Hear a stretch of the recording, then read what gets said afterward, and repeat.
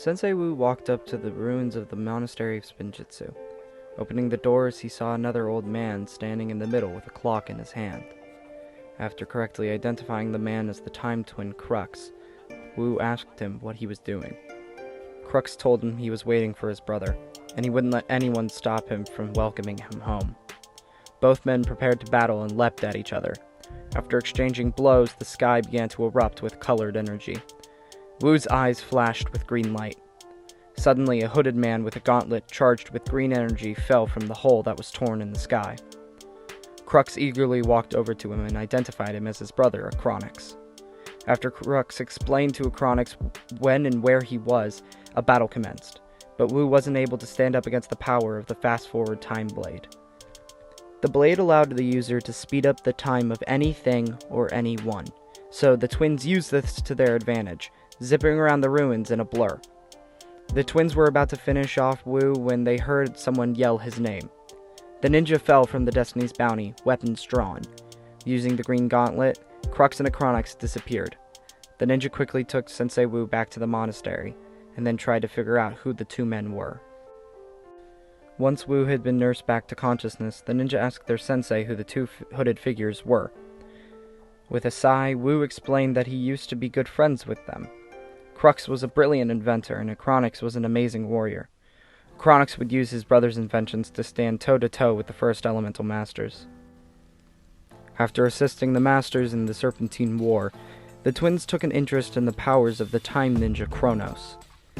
They asked Kai and Nia's parents, whose names were Rei and Maya, to create weapons that could absorb elemental power. Unaware of their intentions, Rei and Maya designed and made obsidian gauntlets. When the blades were finished, Acronix accidentally let slip their intentions. Rei and Maya tried to take the gauntlets back, but the twins knocked them out and locked them in their blacksmith shop. With the gauntlets in hand, Crux and Acronix attacked Kronos, believing that if they could control time, they could control everything. Kronos made the mistake of shooting his powers at the gauntlets, and they did exactly what they were designed for. With the powers of time, Crux and Acronix challenged the elemental masters. However, the twins still lost and were banished into time. Afterwards, the weapons that held the powers of Kronos, referred to now as the Time Blades, were scattered into time, so that no one could get them. After their encounter with Wu and the ninja, Crux and Acronix returned to Crux's hidden lab. Cylindrical test tubes full of green liquid lined the walls. Strange red and orange snakes swam through them. When questioned, Crux explained that they were a type of snake native to the swamp. He had mutated them with the venom of the Great Devourer, making them an indestructible army. All they needed now was armor or machines to inhabit. Acronix was worried about the fact that neither of them knew how to make armor, but Crux told him not to worry. He had it covered. Across Ninjago, the ninja were attempting to find any trace of the Time Twins. Kai decided to go to the Ninjago Museum of History to maybe find something out, but when he arrived, he found Dr. Saunders exiting a secret room. When Kai confronted the doctor, the fire ninja discovered that Dr. Saunders was the Time Twin Crux. He had been using the Dr. Saunders persona to secretly use artifacts to help his brother escape. Now he uses the museum's resources to help him track down the Time Blades. Kai was just about to fight the scientist, but Crux simply laughed and told him that he shouldn't spend his time fighting him when he could be helping his friends. That's when Kai's communicator started to beep. The fire ninja rushed outside to his bike as Crux laughed maniacally. Kai raced down the streets of Ninjago. Over the comms, Lloyd explained that strange snake creatures were attacking Borg Tower, and they needed all the help they could get. When Kai got to the tower, he slammed his bike into a group of the foes. They burst into a cloud of small, normal-looking snakes, and their armor clinged to the ground. To Kai's horror, the snakes slithered back towards the armor and reformed into bipedal creatures. The Red Ninja made his way back to the rest of the team, and they began to fight off the seemingly immortal enemies. After defeating one of the snake creatures, Nia was able to figure out that they must prevent the snakes from reforming, so using her water power, she pushed all the snakes away after the ninja destroyed them. After all the snakes were defeated, Cyrus Borg exited the building.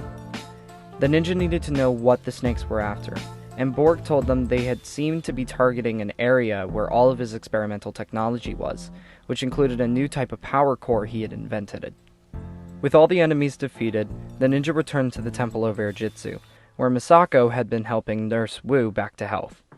While Lloyd was talking to Wu, who hadn't really moved or said much since being brought to the temple, the old man suddenly jolted up, with blue light shining in his eyes. In an echoey voice, he said, "The Sea of Sand." Lloyd could only assume that must be where the next Time Blade would appear.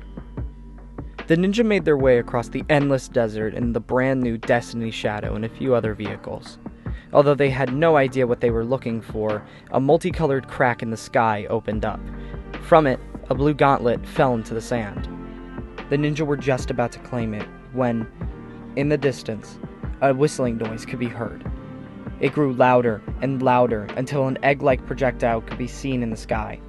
It came crashing down on top of Kai's motorcycle, with the fire ninja barely being able to get out of the way. More of the egg bombs were launched from the nearby ridge. Each one landed with a thud and cracked, with red and orange snakes slithering out and fusing together to become the strange snake warriors from before. Crux laughed atop his catapult tank. He asked if the ninja liked the children of the Great Devourer, who he calls the Vermilion. A large battle commenced, with the ninja fighting off wave after wave of the snakes. Despite their efforts, it seemed like the ninja might be overwhelmed. That was until a car beep could be heard in the distance. A giant blue tank car came crashing through the horde of Vermilion. Using its rotary cannons, the car blasted the catapult tanks. The Time Twins barely escaped using the fast-forward blade.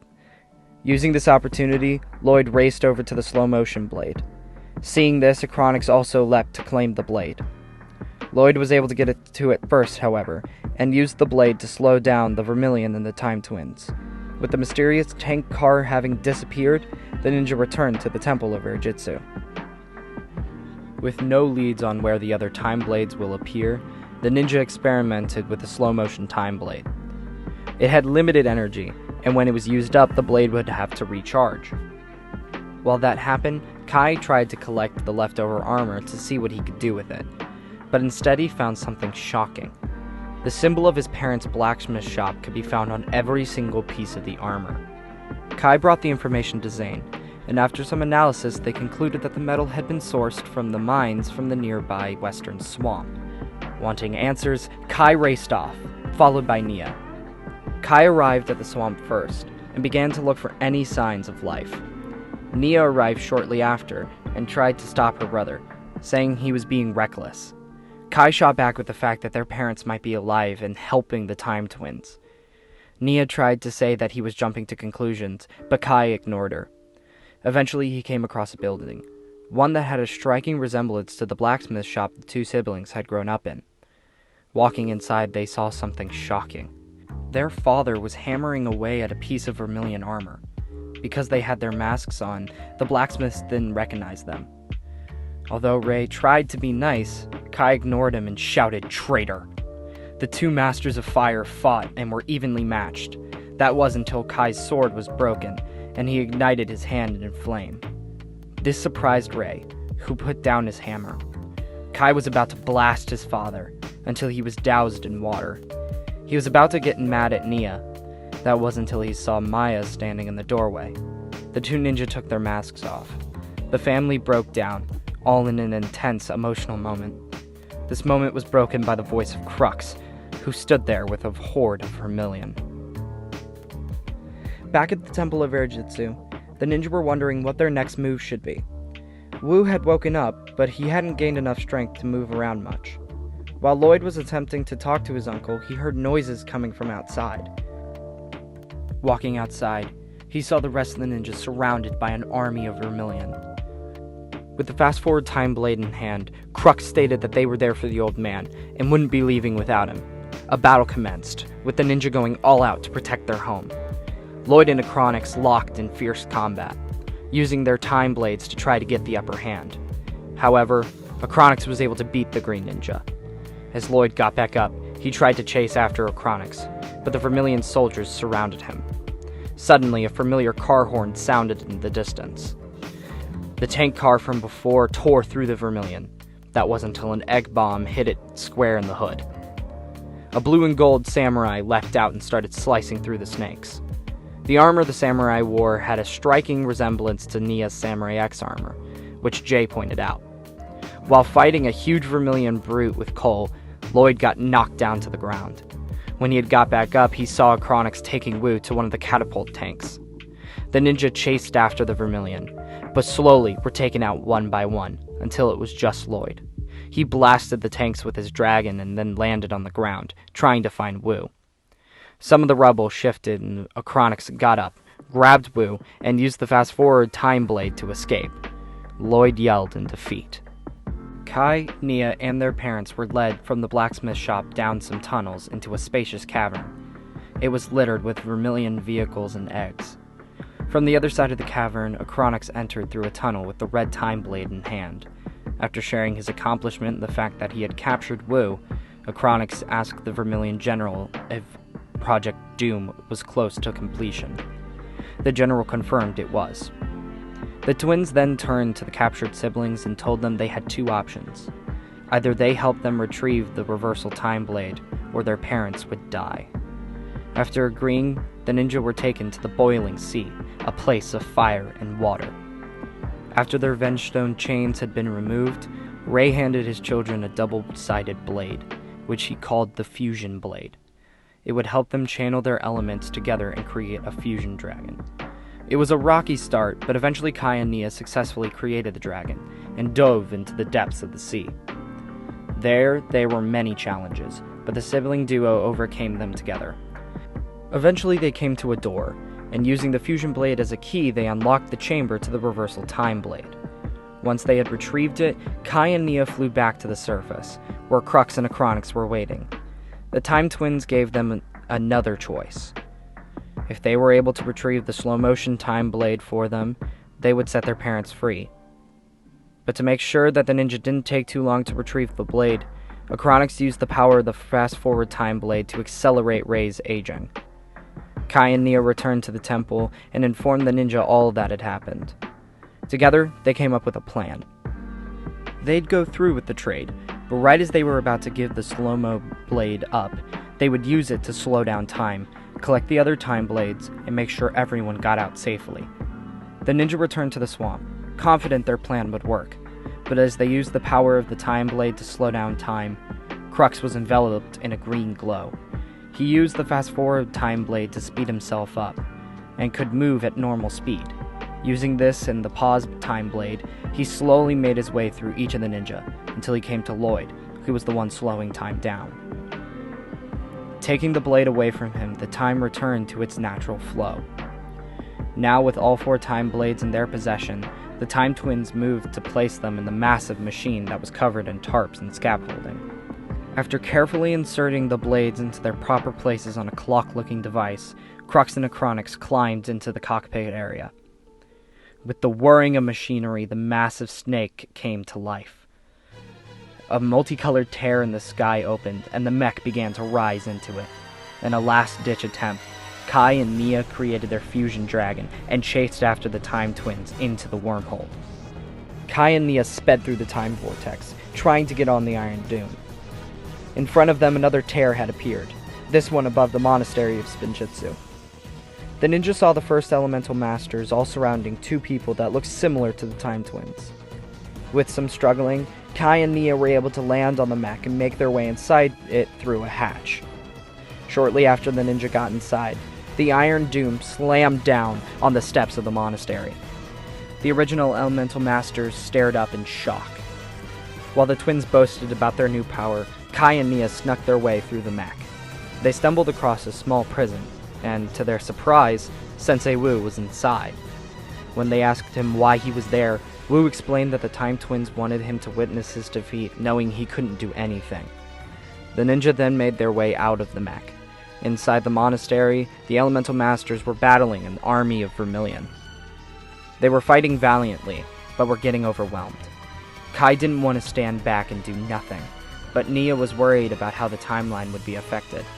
But Kai pointed out that the timeline was already being affected, and he had an idea on how not to be recognized.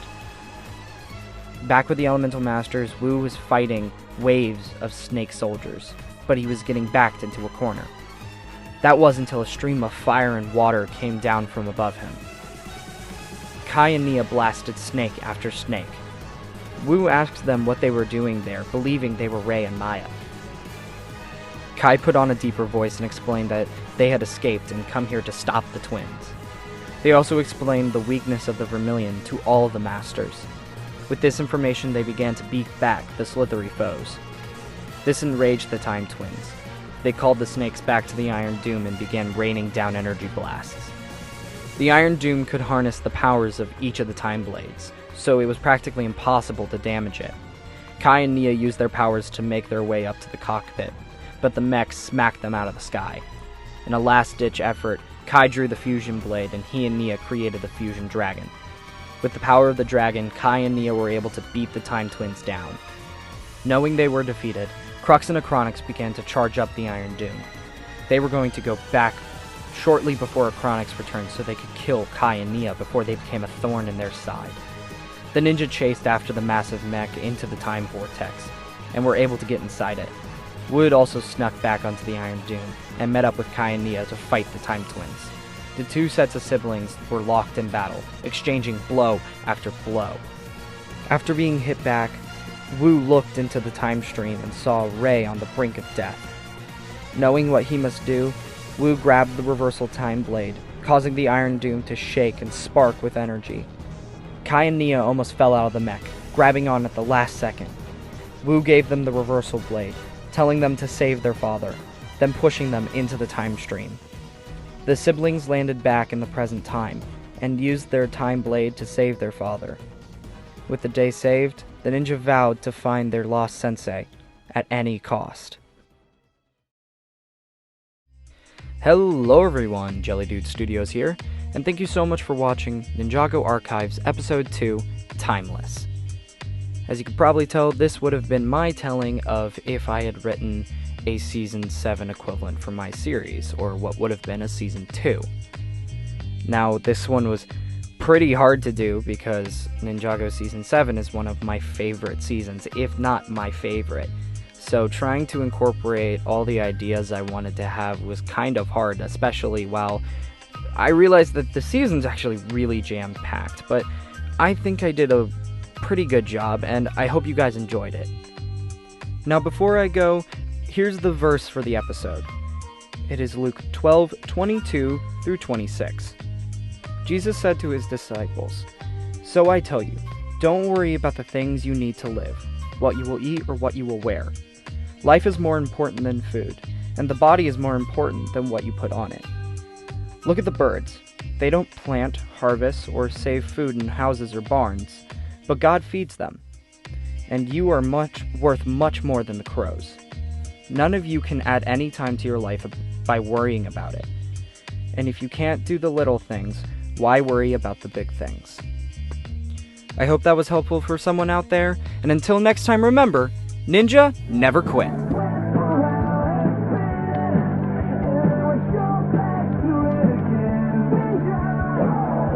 Ninja!